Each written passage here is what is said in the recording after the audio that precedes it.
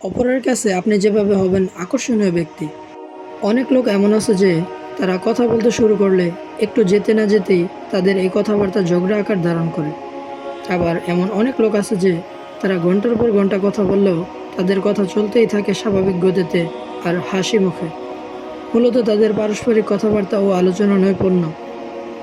দুজন ব্যক্তি মসজিদে বসে একই বিষয়ে কথা বলতেছেন, কিন্তু একজনের কথা বলার সময় লোকজন হয়তো ঘুমাতে থাকে, নয়তো তন্দ্রায় আচ্ছন্ন হয়ে পড়ে।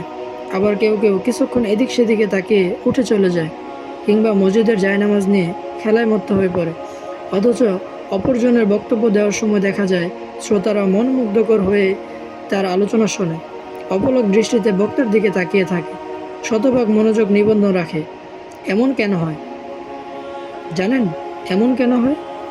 কেন একজনের আলোচনার সময় থাকে পিনপতন নীরবতা, অপলক দৃষ্টি, নিবিড় মনোযোগ, আর অপরজনের আলোচনার সময় নড়াচড়া, কথাবার্তা কিংবা মোবাইলে মেসেজ পাঠে মগ্নতা? বস্তুত কথা বলার যে বিশেষ কলাকৌশল রয়েছে তা প্রয়োগের পার্থক্যের কারণে এমনটি হয়ে থাকে। কোনো কোনো শিক্ষকের ক্ষেত্রে দেখা যায়, যখন তিনি মাদ্রাসায় করিডোর দিয়ে হাঁটেন, তখন ছাত্ররা গভীর উৎসাহ দিয়ে একের পর এক তার সঙ্গে সাক্ষাৎ করে। কেউ মুসাফা করে, কেউ পরামর্শ চায়, আবার কেউ কোনো প্রশ্নের উত্তর জানতে চায়। তিনি নিজ রুমে বসে ছাত্রদের আসার অনুমতি দিলে কিছুক্ষণের মধ্যেই পুরো রুম ভরে যায়। সবাই তার কাছে একটু বসতে ভালোবাসে। অথচ অনেক শিক্ষক এমন আছেন যে তিনি এলে কেউ তার সাক্ষাতে এগিয়ে আসে না।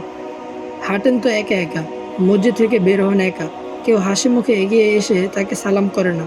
পরামর্শ চাইতেও কেউ আসে না, কেউ তার কাছে কোনো অভিযোগ নিয়েও আসে না। সকাল থেকে সন্ধ্যা আর রাত থেকে ভোর পর্যন্ত 24 ঘন্টা রুম খুলে বসে থাকলেও কেউ তার কাছে আসে না, তার কাছে একটু বসতে চায় না।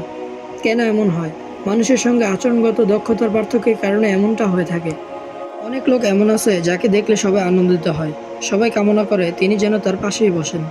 অথচ অনেক লোক এমন আছে যিনি এলে কেউ তার দিকে ফিরেও তাকায় না, কেউ তাকে সংবর্ধনাও জানায় না, কেউ তার সাথে কর্মর্দন করলেও তা হয় রসভঙ্গিতে। কেউ তাকে বসার জায়গা দেয় না, কিংবা নিজের পাশে বসার জন্যও ডাকে না। কেন এমন হয়? একজন পিতা বাড়িতে প্রবেশ করার সাথে সাথে তার সন্তানেরা খুশিতে তার দিকে দৌড়ে আসে। আরেকজন পিতা বাড়িতে এলে সন্তানদের মধ্যে কোনো অনুভূতি বা ভাবাবেগ জন্মে না, তারা দৌড়ে এসে তার কাছে ঝাঁপিয়ে পড়ে না। সন্তানদের সঙ্গে আচরণগত কৌশলের পার্থক্যের কারণে এমন হয়। মূল কথা হচ্ছে, মানুষের সঙ্গে আচার আচরণ, লেনদেন ও সকলকে আপন করে নেওয়ার যোগ্যতা সবার একরকম নয়। কেউ কেউ তো প্রথম পরিচয়ের সাথে সাথে অন্যকে আপন করে নিতে পারে, অবশ্য সবাই তা পারে না। তবে মানুষকে আপন মনে করে তাদের হৃদয় জয় করা আপনি যত কঠিন কাজ বলে মনে করেন, বাস্তবে তা তত কঠিন নয়। ভিডিওটি সম্পূর্ণ দেখার জন্য আপনাকে ধন্যবাদ। পরবর্তী সকল ভিডিও পেতে এখনই সাবস্ক্রাইব করে ফেলুন সেলফ রিমাইন্ডার 2.0। দেখা হচ্ছে পরের কোনো ভিডিওতে। টাটা।